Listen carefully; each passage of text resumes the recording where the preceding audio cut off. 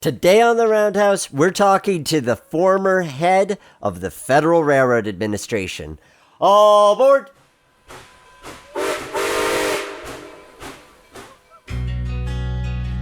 In days past, the Roundhouse was where the railroad worker united with the steam locomotive, each to prepare for the journey ahead. Today, it's where we examine the history, the industry, the machines, the hobby, and the passion behind railroading. News, interviews, stories, and more. So climb aboard. This is The Roundhouse. Welcome to the Roundhouse. I'm your host, Nick Ozerak, and this is episode number 148 of our Trains and Railroading podcast, where we're talking about everything in the industry and the hobby. You name it, we discuss it. The Roundhouse podcast is a Streamliner Media presentation. If your tourist railroad, museum, freight railroad has marketing and video needs, be sure to contact me. You can find out more information at streamlinermedia.com. Today, we're talking to Joe Szabo. He is a fascinating guy, started with the Illinois Central, worked his way up to become the head of the Federal Railroad Administration, and now is working to preserve the history of Pullman as part of Pullman National Historical Park.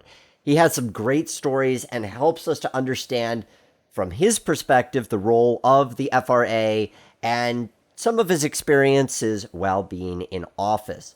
Before we get to that, though, I want to thank those of you who are supporting the Roundhouse podcast on Patreon. If you go to patreon.com/theroundhouse for as little as $1 a month, you're going to be supporting the work that we do on the show, and I appreciate that very much. And I want to thank the Mechanical Services Department of the Strasburg Railroad for sponsoring this episode. Learn more at mechanical.strasburgrailroad.com.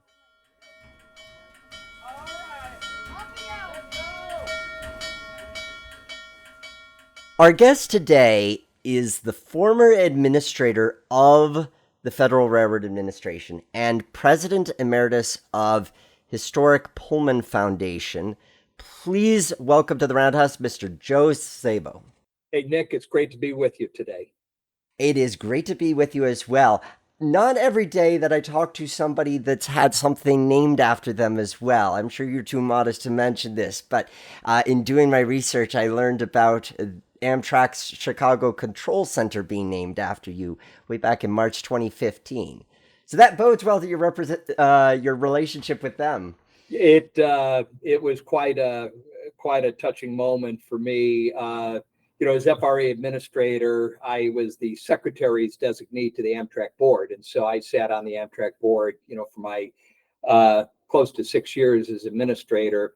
And it was the final board meeting, and the agenda had been completed, and so I wanted to be the one to say, meeting adjourned. Figure my final meeting, let me adjourn the meeting. I say, meeting adjourned, and the chairman says, wait a minute, we've got one item of business that isn't on the agenda. And they presented the resolution, and it was like, wow. That is a very good resolution on a couple of different fronts. So how did you begin your career in railroading? It's pretty funny. So let me start by saying, I'm a fifth generation railroader. My father was a 40-year switchman on the Illinois Central. And, when I was graduating high school, I had no interest in becoming a railroader, never had any intent in becoming a railroader. My older sisters will say they always knew. It's actually kind of funny. In their mind, there was never a doubt, but I had no interest. I was pursuing at the junior college a curriculum on journalism, actually. And my father approached me and said, hey, would you, like to hire out on the railroad for one summer and make some money for college? Because the plan was ultimately to go away to school, a couple of years at the junior college, save some money, but go away to school. And I said, yeah. And So this is 1976, and nepotism was becoming a thing, but wasn't still a huge thing. And so since Dad was a switchman, they allowed me to hire out on the commuter division. And so I became a commuter trainman on the Illinois Central Suburban Service. And so that's really how it all began. And like so many others, I've heard this story from others that started to make money for college and got the bug, fell in love, and never left. And so for me, as you'd say, the rest is history. And from what I learned, you were the first administrator who actually had experience on the ground in railroading. How do you feel like the experiences that you had there would then later go on to inform that work that you would do on Capitol Hill? Yeah, in many ways. In many ways. Let me back up by saying first, it was the camaraderie of railroading that I really fell in love with, and should have known that because 90% of my parents' social network, were the railroaders. So I was used to being around railroaders. But several things during my time at the IC informed my perception on things. First is the fact that, those mid 70s, I switched boxcars. So after hiring out in commuter service, I did transfer, spent time switching boxcars at Markham Yard, but our seniority allowed us to flow back and forth. And so even though most of my career was in commuter service, later with Metro, I did have experience switching and working the road with the Illinois Central. But first, the first impression was the fact that this was the mid to late 70s. It's before staggers came into play and allowed the deregulation of the industry and started what I'll call the renaissance of the modern railroad industry. And of course, the industry that you see today is so different from what I hired out in the late 70s. But one of the things that left an impact on me on the economic regulation was the fact at this point, the industry was in pretty rough condition. A third of the railroads were in bankruptcy. Another third were teetering on bankruptcy. And then the other third were not in that bad a shape, but still were not earning their cost of capital. And so you didn't have the money in many cases to reinvest back into plant and equipment. And I remember witnessing, people laugh when they hear these stories, standing derailments, where you'd be in the yard and boxcars would be sitting on the tracks and the tracks would just go and collapse. And the boxcars were on the ground. And so having the opportunity to experience what I'll call the closing of the glory days of railroading, because there was a lot special about that era, I think was important in informing my work as FRA Administrator. But a couple of other things stand out. I mentioned I hired out in commuter service at first.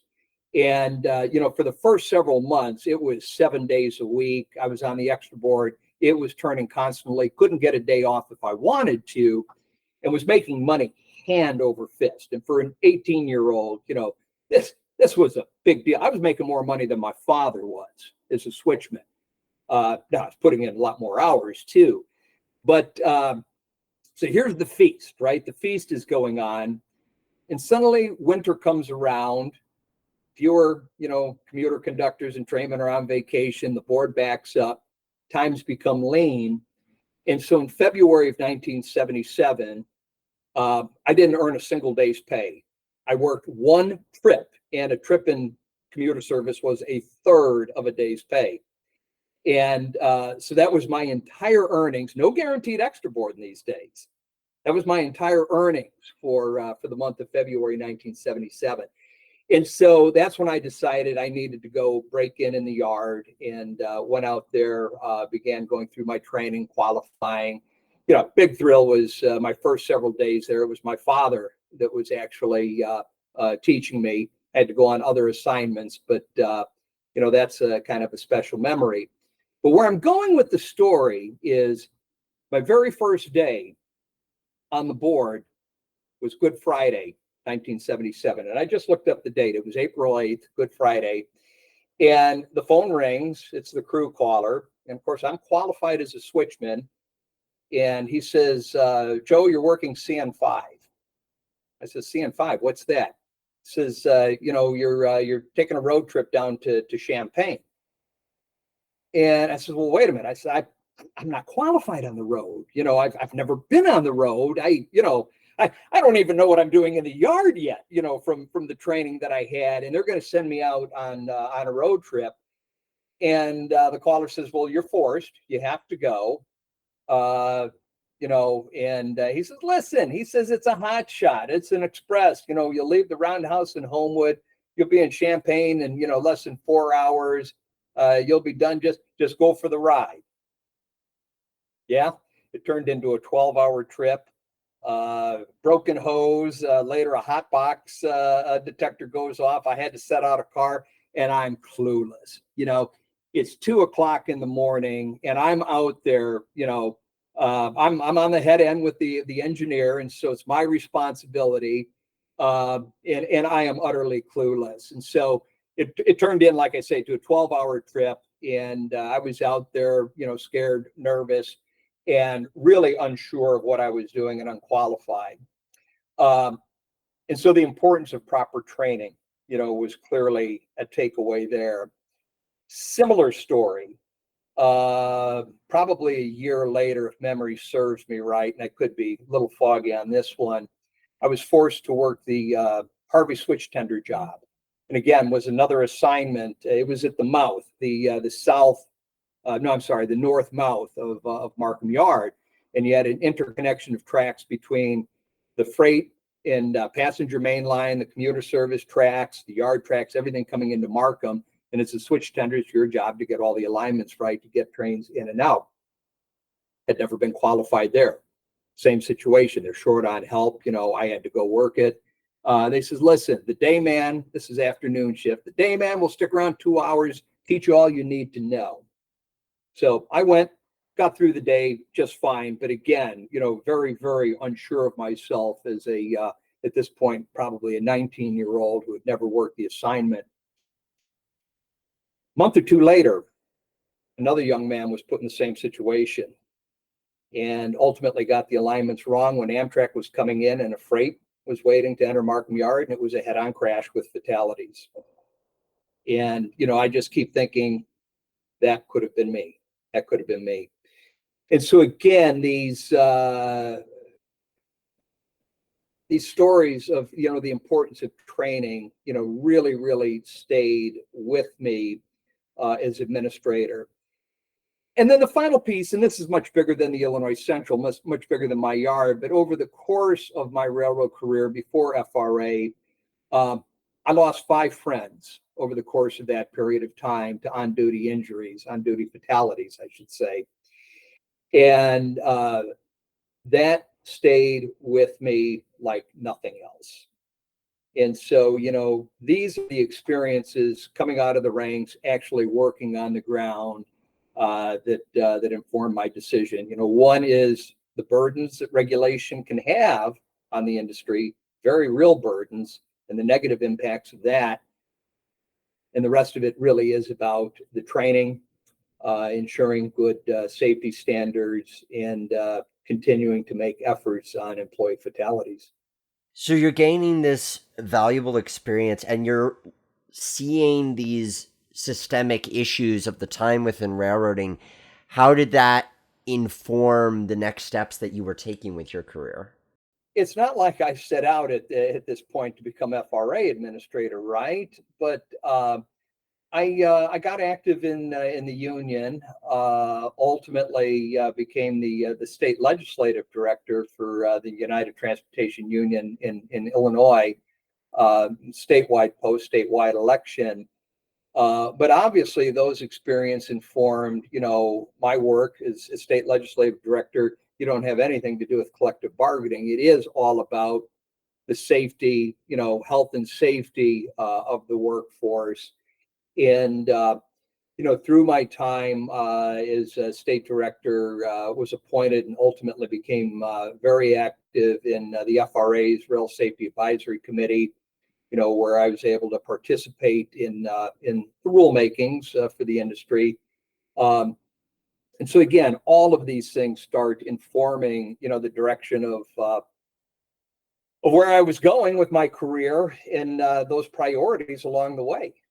You mentioned Staggers Act earlier. What were the changes that you saw through the 80s with the implementation of that, with Conrail coming in to patch up the Northeast? How was that changing the landscape from what you were seeing in the 70s?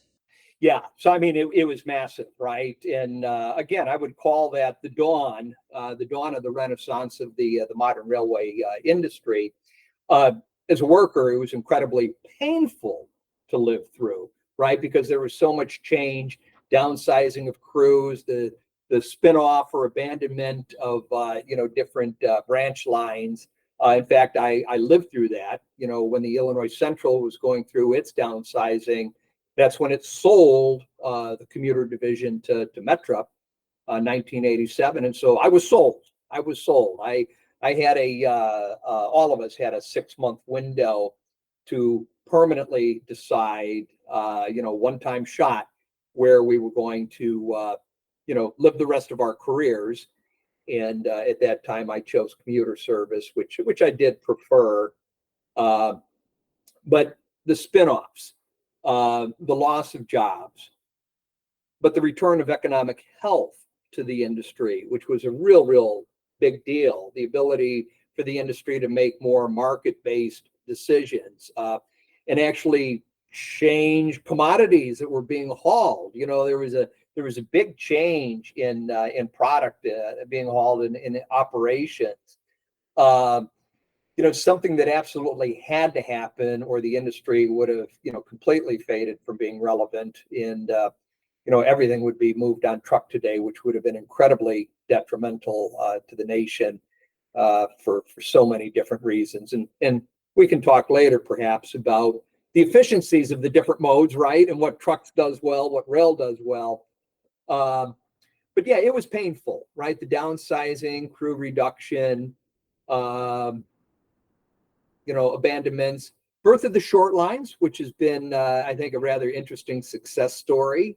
These wonderful entrepreneurs that have stepped in and taken on, branches that otherwise would have been abandoned, and through their, entrepreneurship and hard work, save these lines. And today, these are critically important connectors for rural communities to global markets. So I mean, it's a fascinating story. And in all honesty, all my time at FRA, I have a real soft spot for the short line industry. I just love what they've been able to do, the story that they get to tell. And of course, this was their birth. Absolutely. Now, going to that critical moment in 2009, I'm trying to picture what it's even like to be tapped to be a senior official and to be tapped by the president, no less. Is it literally just you get a call one day from the guy who says he's Barack Obama and wants you to run the FRA, or how did that process unfold? Yeah. So I think it's important for a moment to at least back up on how we get to this point, because, concurrently with being a railroader, my entire life has been dedicated to public service. And so, as a 21-year-old, I started in public service in the village of Riverdale, a community where I grew up, and spent 21 years there in municipal government in one form or another, including serving as mayor.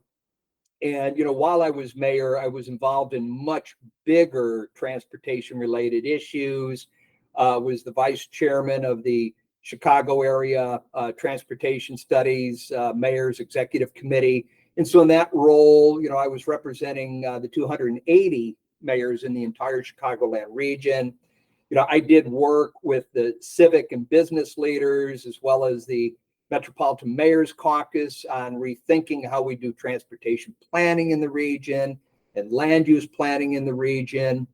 And so I had all of this broader governmental experience, public service experience that continues to this day. So ironically, I've actually been involved in public service longer than I've been a railroader since I'm retired from railroading.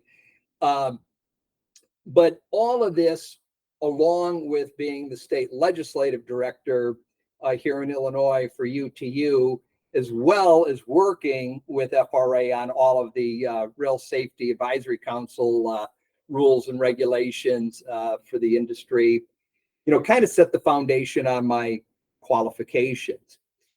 And so, in Springfield, clearly I got to know a young senator named Barack Obama and worked with him on so many railroad issues. He was well aware of my work, in the other aspects more regionally with civic and business leaders. Certainly got to know Ed Hamburger and the folks at AAR well. And even though you could argue we were on different sides of the table, it was a very, very good relationship, both before FRA, my time as a union leader, very strong, respectful, good working relationship with Ed and the team there. And that continued at FRA.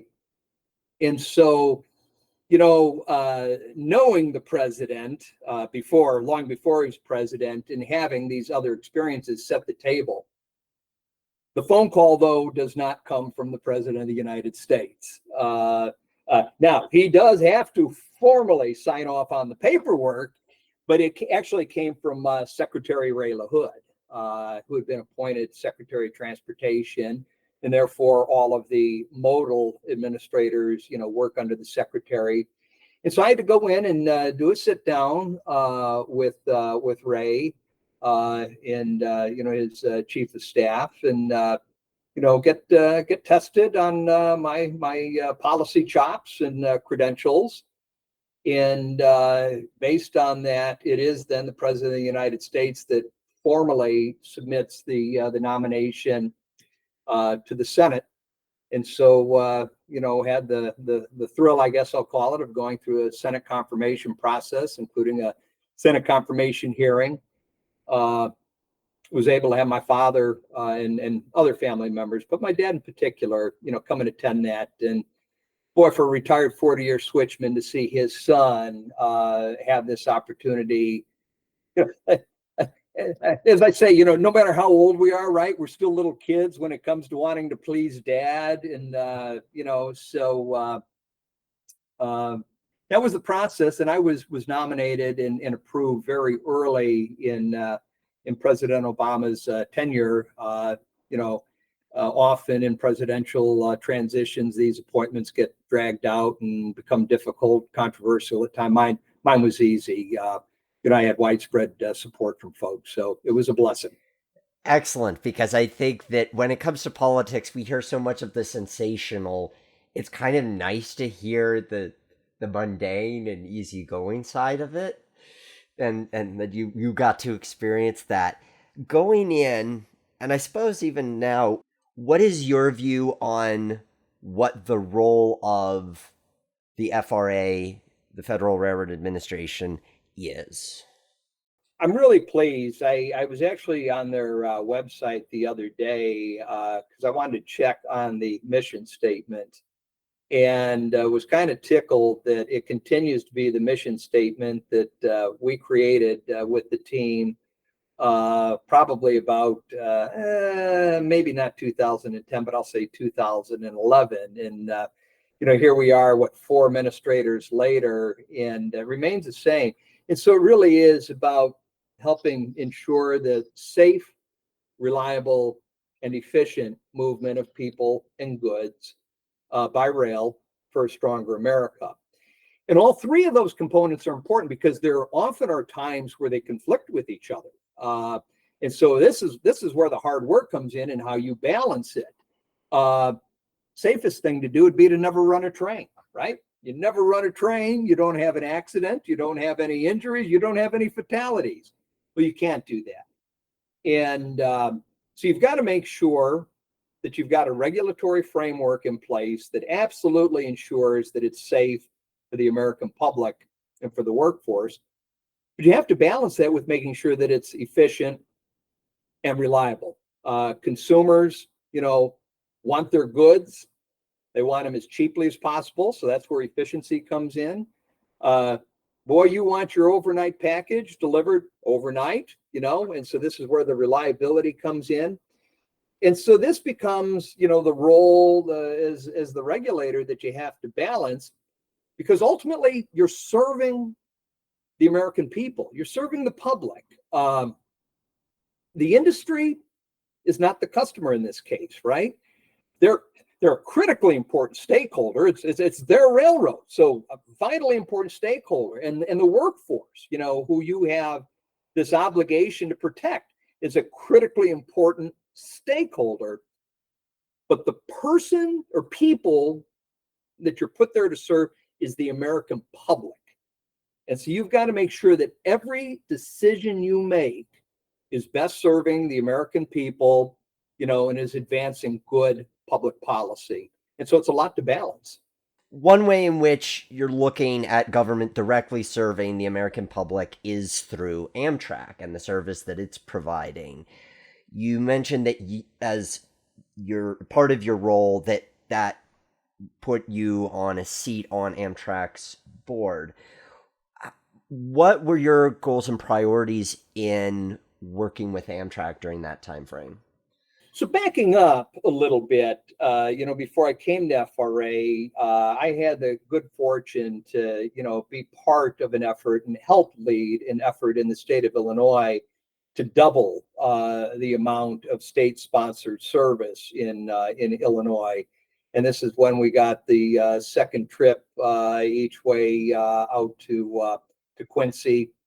Doubling the state-sponsored trains to Chicago, St. Louis. So with the Eagle, it became 5. Same thing with the service down to Carbondale. In fact, Glenn Pichard, former congressman, was the president of Southern Illinois University in Carbondale at that time. And he became a real important part of this effort with the Illinois General Assembly. And so that's why I went to Amtrak and I said, they were just going to name the second train another Illini, call it like the Illini Corridor. And I said, oh, no. It's got to be the Saluki. Saluki is the mascot for Southern Illinois. And so one train's the Illini, the other one's the Saluki. And Glenn was just so thrilled. I can't wait for that train to go through Champaign, twice a day. But this experience in not only doubling the service, but watching the ridership explode quickly, rapidly, within months, the ridership exploded exponentially, proving the success of adding frequencies. This informed my work, as I went to the Amtrak board. But so much of it, in all honesty, was driven by the Recovery Act. I walk in the door at FRA, and Congress has already approved the Recovery Act, which brought in billions of dollars for a grant program, including passenger rail, at FRA, something that agency had never experienced or dealt with before. And so here we've got a president that has made the development of passenger rail a priority. And so I could spend a lot of time talking about what it took to get those grant programs up and running. But my point is this informed, right, the priorities that I took to the board. And, so much of it was about growing corridor service. Not that we wanted the long distance network neglected, but it was obvious that we could make the most rapid improvement and rapid growth and develop this stronger culture of rail for the American public inside these corridors. And so that became, a big part of the focus at the Amtrak board.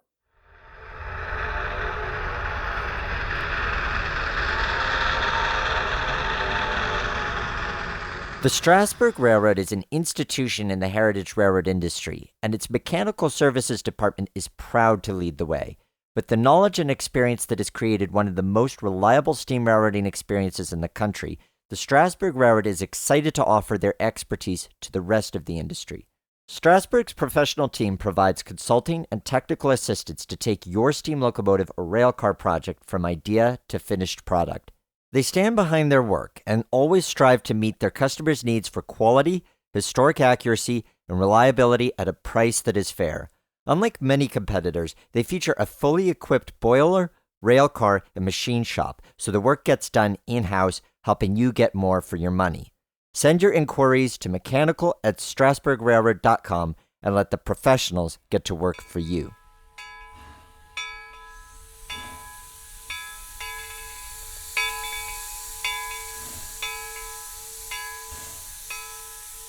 You're in this interesting position where, when it comes to the freight railroads, there's got to be a balance to working with them, I imagine, because on the one hand, you don't want to be too buddy-buddy with them because you are serving the American people and you want to make sure that is where you are giving priority to. On the other hand, certainly in the case of Amtrak, but in the case of moving these goods, there's a reliance on the freight railroad industry, and they have to cooperate with these initiatives, laws, and so I imagine that there's really a tight line to walk there.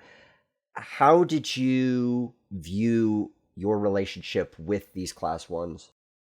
Obviously these are built-in conflicts, and and I'll say the truth is, no matter how you approach it, you're going to take heat and take criticism from somebody, right? You're going to take heat from Capitol Hill in many cases that you're too close, too buddy with the industry. You'll hear that. You'll hear the other side from Capitol Hill that you're beating up on the industry. I don't want to say it's a love-hate relationship, because it certainly is never hate, but you're right. It's an incredibly interesting relationship and a challenging one. And, listen, my approach on this was always, you call balls and strikes, right? You call balls and strikes and you let the chips fall where they may. You're going to take heat, you take the heat. You have to. If you want to do the right thing, do the right thing. And I would always take the long view. It was never what was politically expedient, right? What might save my hide a little bit is what advances the best policy for the industry. And a great example is on the growth of the passenger service and implementing the Recovery Act. And I would say, I and the team stumbled on this a little bit early on, because we were making these massive investments into, in so many cases, existing freight infrastructure for passenger rail, improvements. We needed, in fact, the law required it. We needed to make sure that we were able to capture and keep the performance value of those improvements, right? The history so often had been a state will invest money for, operating improvements, improving capacity, and the trains would run on time for a couple of years until freight growth ate up all the capacity. And so we had to, again, make sure that as we're making these massive federal investments, there was a mechanism to capture and keep this capacity that we were building out for the American people for the passenger trains. And it took time to get it right. And you had to have a service outcome agreement. Every state that was awarded a grant had to have a service outcome agreement with the host freight railroad. And of course, the freights were bucking, because they didn't want to give up their ability to grow on their infrastructure, right, that they pay for. And so it took a lot of conversations. Ultimately, we're able to, through a lot of work, and what I kept emphasizing in the partners at the table, to use active listening. And this ultimately cracked the nut on it. Active listening amongst the three players, my staff, the state DOT, actually four players, because Amtrak was at the table, as well as the host railroad. And I need to understand your needs, fears, and concerns. And I need you to understand my needs, fears, and concerns before we can find win-win solutions. And so That took a lot of work. We got there more quickly with a couple of the carriers. Some of them were, much later in the game. Was stressful on the relationships. I absolutely resisted the what I view would have been an inappropriate use of regulatory authority. Sending out my inspectors basically to slow down freight operations as leverage. Never. You had to keep it separate. And so yeah, that's just one example of how you work through those things. Obviously, on regulations, I was a big believer in the RSAC process, Rail Safety Advisory Council. Where you're bringing together all the stakeholders to talk through the rulemaking. And it's not that you're selling out to the industry you're regulating or selling out to labor, but you're learning really, really important perspectives. And while it might take a little bit longer, I always felt that we ended up with a superior product, again, to protect the American people, a superior product through that process than we would have if FRA staff just went into a dark corner and wrote a regulation and put it out for comment, which was more the old-fashioned traditional way. Again, some in Congress didn't like the RSAC approach. I'm absolutely convinced it was in the best interest of the American public, and we got better regulations out of it. One defining thing that was going on in the industry at the time that you were very heavily involved in was the design and implementation of positive train control. In a sort of umbrella level, what was that journey like for you over the 6 years of your tenure? The regulation was baked. It is my signature on the regulation. In fact, I always laugh to this day every time, one of my friends is, delayed on Metro because of PTC issues. I always, kind of joke, yeah, what jackass, signed that regulation. It's my signature on there, but it was baked. It was, sitting on my desk by the time that I got there. I probably signed that reg. I don't know. It feels like maybe 2 weeks into my time as administrator. Maybe it was a little longer. Though I was involved again with the Rail Safety Advisory Committee that was involved in developing the rule. It was an immensely challenging task, and nothing like this. Implementing PTC in these kind of timelines over this massive industry across the nation had never been attempted anywhere else on the globe before. So what we were undertaking was unique. And the other thing that made it much more difficult in the U.S., and I think in time we'll find out if we made the right decision on this or not. Our reg, and again, all the players wanted this early on when the reg was being developed, wanted a performance-based approach, right? So the reg is, you must achieve these outcomes. You can use any vendor you want. You can use any technology you want, as long as you can achieve these outcomes. And in theory, that makes a lot of sense. It provides greater flexibility for the players, for the industry, likely reduces cost, again, particularly since so much had to be done so quickly. But it's completely different from how the EU approached it. The European continent said, you're right, here's the technology, the one technology, here's the one vendor, continent, go implement. And so I think you could argue that there is some simplicity is the wrong word, but it certainly makes the job easier if you're using a single technology, a single vendor, and so anyway, that approach for interoperability in the U.S. made the task much more complex. And likewise, there was this limited capacity of experts, of technology experts out there to assist the industry, even assist FRA in reviewing the PTC rules that each railroad was required to submit to us. And even with multiple vendors, limited capacity and manufacturing, what was needed.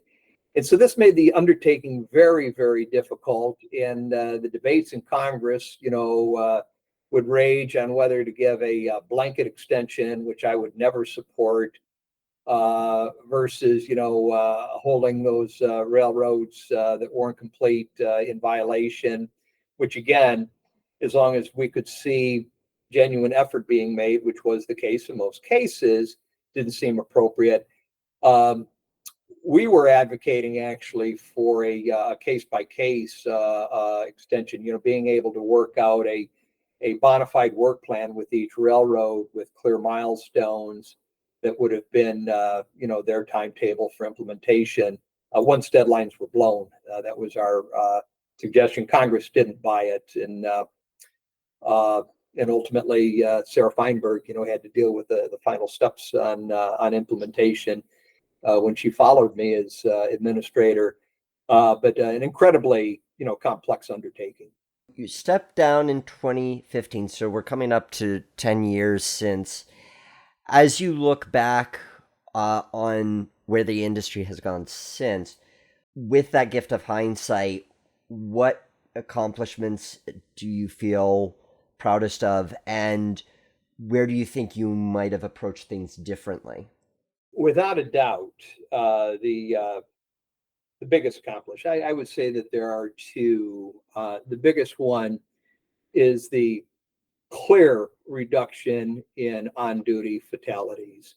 And as I mentioned earlier in the conversation, that was very, very personal to me. If you go back and look at the data, when FRA was first created in 1967, a rail worker was killed on duty roughly every other day somewhere in the country. Yeah, staggering number. By the time I came to the agency, the average was somewhere around 2 a month. And so, I mean, obviously, huge improvement from 1967, but still far too many. Through our work, on risk reduction, on trying to understand precursors to injuries and accidents, confidential close call reporting, getting this data that wasn't an accident or injury, but could have been, that creates this larger trove of data. We were able to drive it down to, I believe it was 10 my final year. So less than 1 a month. And I took a look at some data the other day. It's pretty much flat. 10 was the all-time best. And so driving this continuous safety improvement year over year after year was, a big priority for me. It looks like 1 year since they got it down to 9, but it's kind of been flatlined in this, 10, 11, 12, 9, 10 range. And so I think there's some continued work to be done. So I don't want to make it sound like, 10 is an accomplishment, but understanding that it's about continuous improvement, that was a very personal, meaningful success for me. I think the other thing was the work that we did in developing these grant programs. We had to remake the agency overnight and develop this internal capacity very, very quickly to manage and administer a significant grant program.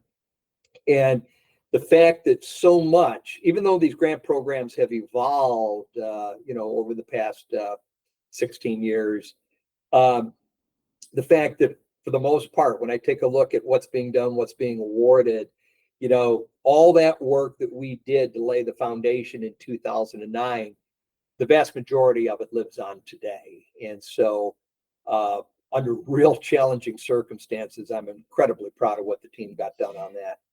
And is there anything that you might have done differently based on your ability to reflect on what was accomplished or what didn't make as much progress? It's funny, and this one really goes into the weeds. But if I had it to do over again, I would work much harder on my relationship with my contact at OMB. So again, this is really in the weeds on how regulatory government works. But even though I knew Washington, I was not an insider for Washington, right? I come out of the ranks. I come from a state, and so dealing with OMB was a new experience for me. And while that sounds like it's the White House, it really is. The majority are career civil service folks, and my contact at OMB was a very young, very very brilliant young man. Almost all of your life is controlled by OMB. All of your testimony to Congress has to be cleared through OMB. Your budget has to be cleared through OMB.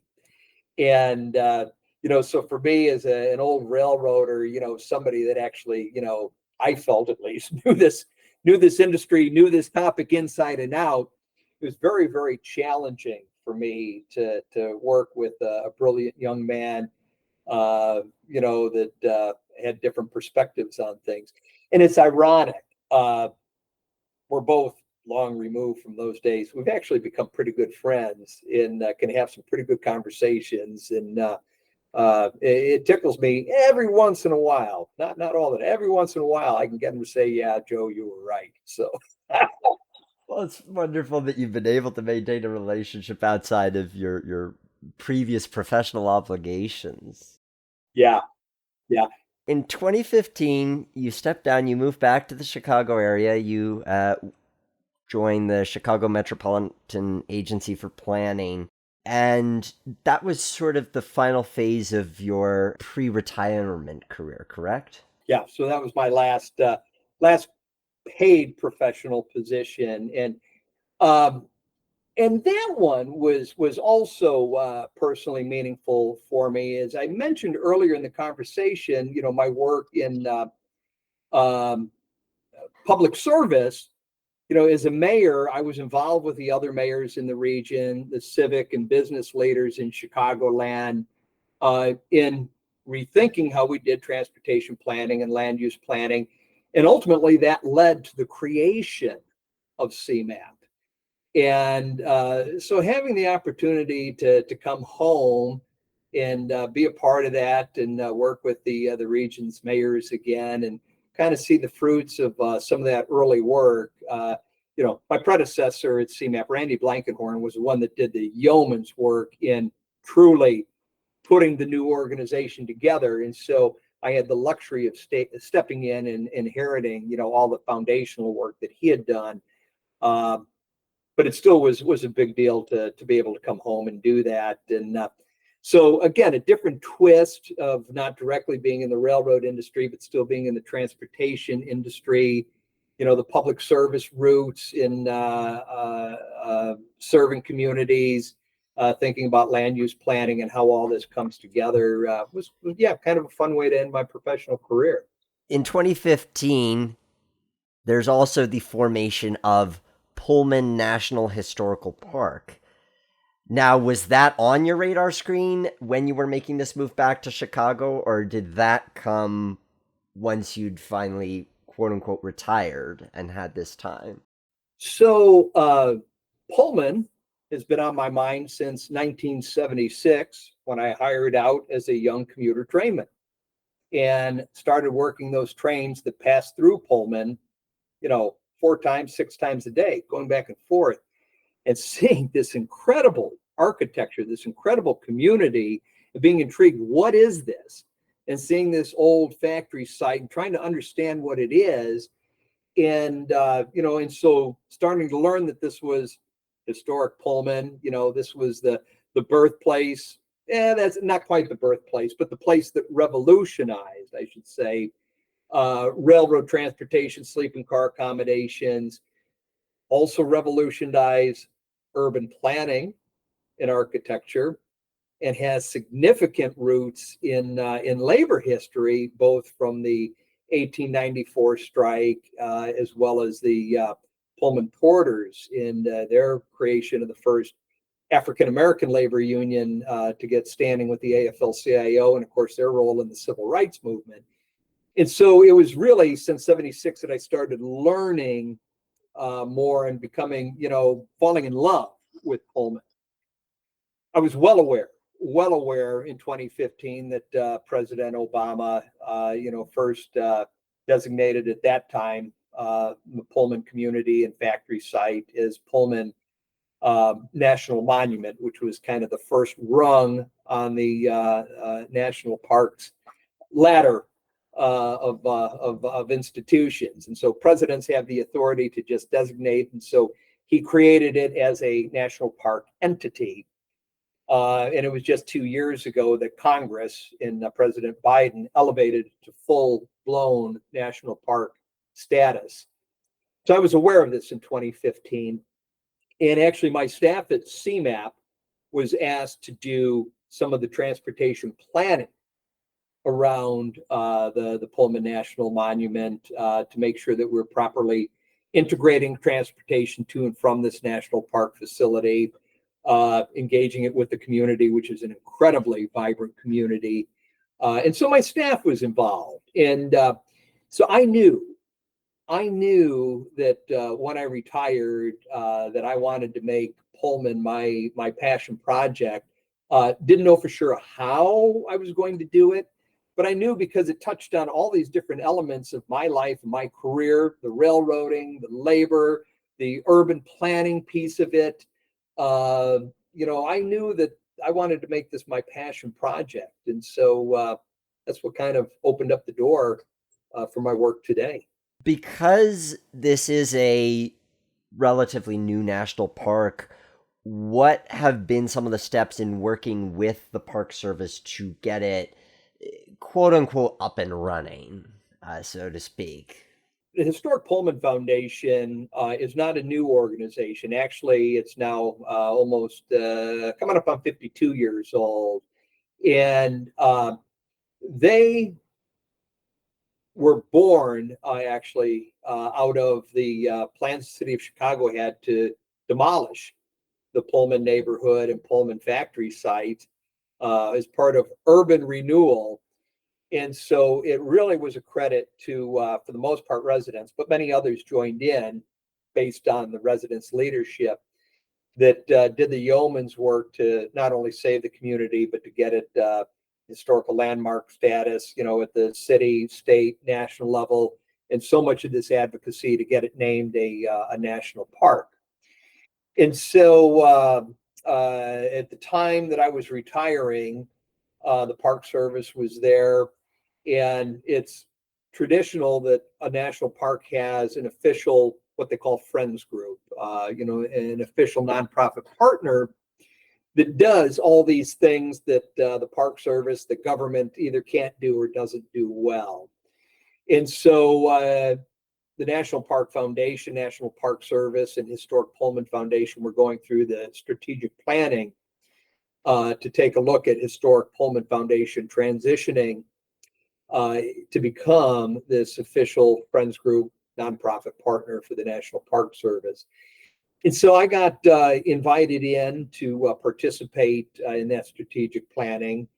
And as a part of that strategic plan, got asked at that time to then step in and take over the presidency and execute the plan to establish Historic Pullman Foundation as the official Friends Group.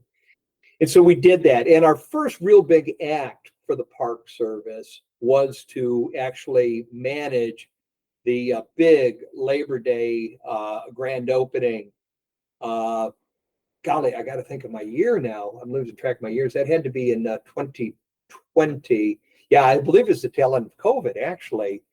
And so it was a massive event, 3 days long, several thousand people, and quite an undertaking for us that really required us as an organization to grow up and professionalize very quickly. But that kind of became our first official act, is the Friends Group. So much of the work is a little bit more mundane, right? We help them in enhancing programming, making sure that there's sufficient programming for the public to come down there and see that there's really, they're there. The Park Service has a fabulous visitor center in the old historic administration building, the Clock Tower building. that gives an incredible introduction to what I'll call the four stories of Pullman: the community, the railroad story, the labor strike, and the porters. But it's the community partners that are looked to kind of expand on telling these stories. And so Historic Pullman Foundation, hosts a lot of tours. We do our own exhibits at our exhibit hall. And of course, we're expected to raise money for National Park Service priorities. And so we've been growing into all of that. But that's been kind of the work that we've done up to today. But we've been asked now to take on a very large new priority for the Park Service. And that's become really the biggest part of my work now with HPF and the National Park Service. As President Emeritus, right, we've got a new president running the organization. So I've been asked to focus on bringing rail equipment back to the factory site.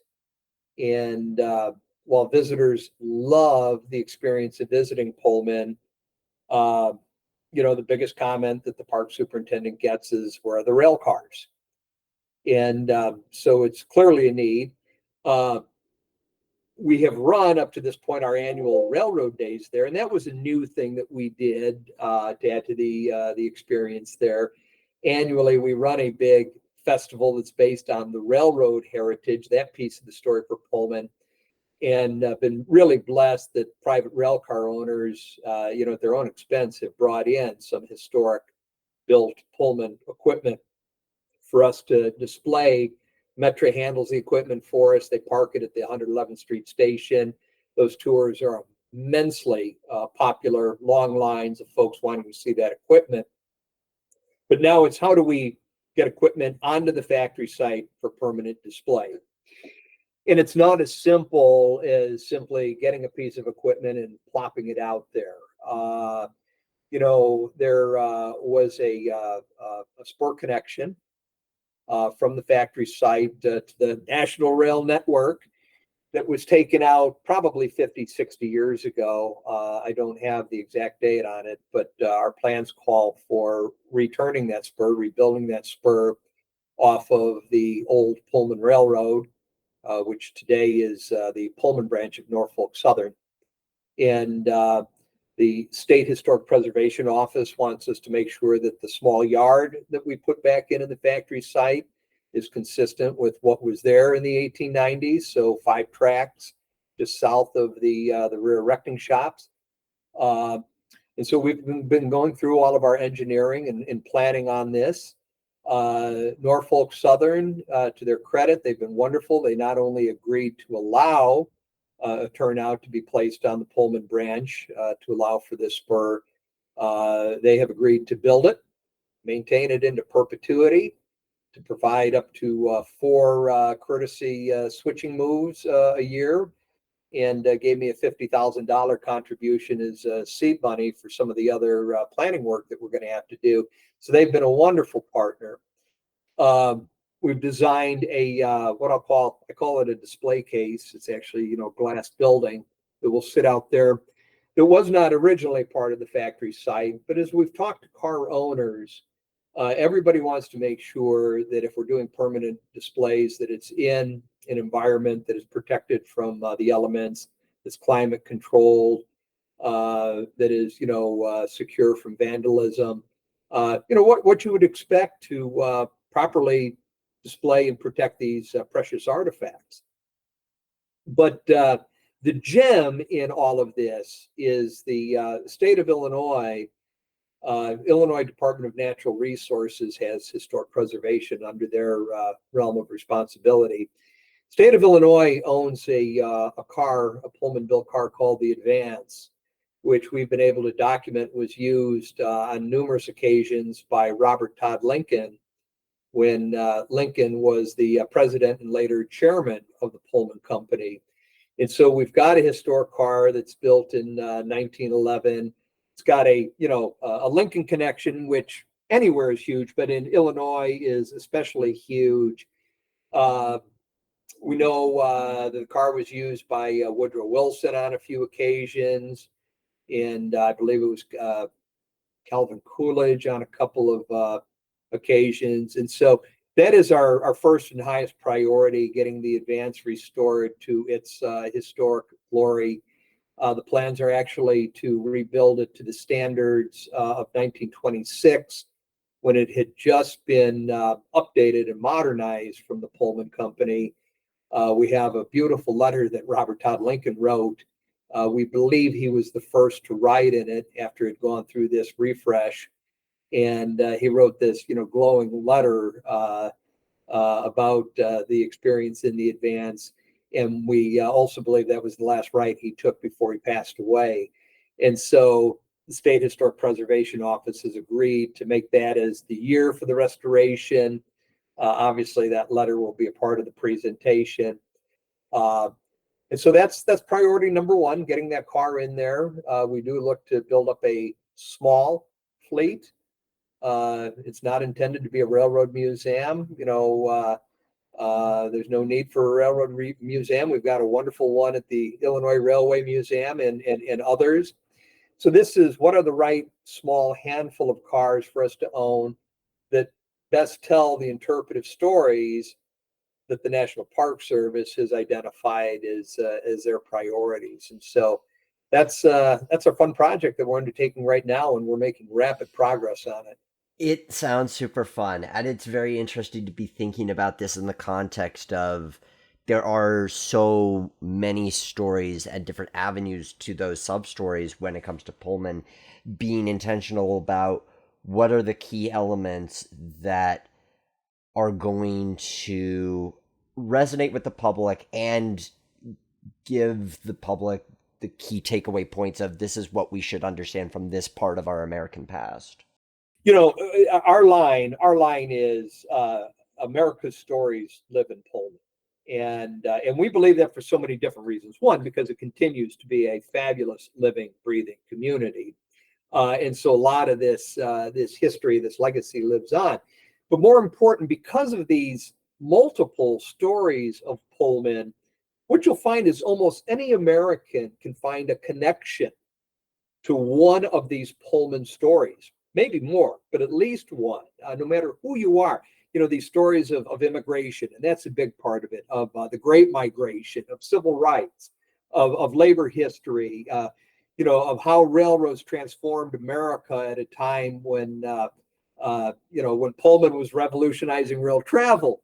And what you find is people will come to Pullman for one of those stories and then fall in love and learn so much more about some of the other stories. And so, there's so many different paths you can take. There's so much American history to learn and a connection with most of us.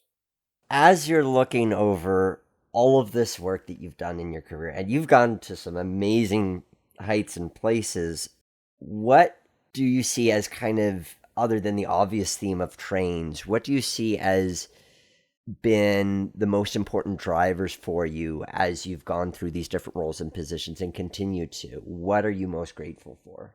I've been incredibly blessed because I've had the opportunity to do things that I genuinely love. I ended up following two passions: a passion for railroading and a passion for public service, and have been able to blend all of this together through my career, even though it's taken weird turns and shifts at different times. But man, have I been blessed. And as I said, America's stories live in Pullman, right? My stories live in Pullman, and so, the involvement there has just become an incredible way to bring these pieces of my personal experience together in a way that is just, so rewarding. I've been very lucky.